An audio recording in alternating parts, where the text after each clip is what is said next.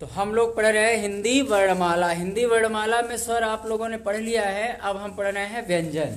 तो देखिए व्यंजन को कितने भागों में बांटा गया। पहला है स्पर्श व्यंजन, दूसरा है अंतस्थ व्यंजन, फिर है ऊष्म या संघर्षी व्यंजन, और अगले नंबर पर आता है संयुक्त व्यंजन। इसके अलावा एक हमारा आगत व्यंजन होता है और एक होता है द्विगुण व्यंजन। ठीक है, द्विगुण।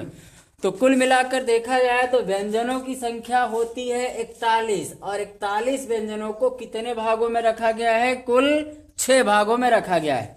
तो 6 में सबसे पहला पार्ट हमारा आता है स्पर्श व्यंजन। तो स्पर्श व्यंजन क्या होता है कि जो हमारे क वर्ग, च वर्ग, ट वर्ग, त वर्ग और प वर्ग के व्यंजन होते हैं, ये सभी हमारे स्पर्श व्यंजन होते हैं। जैसे क ख ग घ ङ च छ ज झ, ठीक है, इस तरह से प फ ब भ म तक।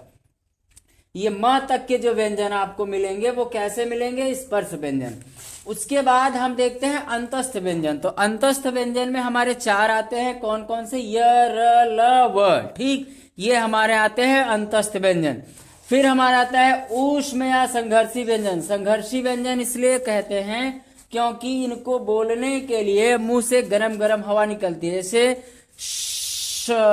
ठीक, फिर आता है हमारा संयुक्त व्यंजन। संयुक्त व्यंजन का मतलब है जो एक से अधिक व्यंजनों से मिलकर बना होता है। जैसे छ से छतरी, छ से छतरी किससे मिलता है, क और श से मिलकर बना होता है, छ से छतरी। फिर त्र से त्रिशूल है, त और र से मिलकर बनता है। ज्ञ है, ज्ञ ज और य के योग से बनता है। श्र से श्रमिक कैसे बनता है, श और र के योग से बनता है। ठीक, तो यही हमारे हैं संयुक्त व्यंजन। उसके बाद हमारा है आगत व्यंजन।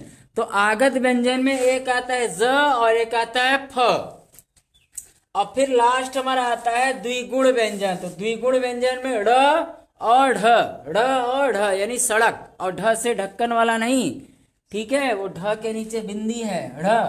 तो यही हमारा है व्यंजन।